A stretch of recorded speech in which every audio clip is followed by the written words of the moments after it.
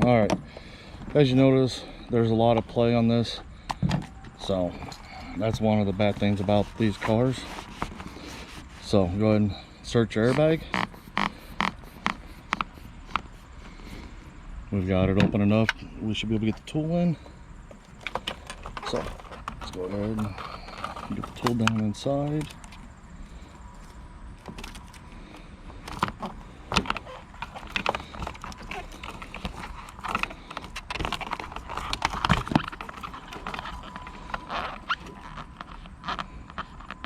And once you get it lassoed on,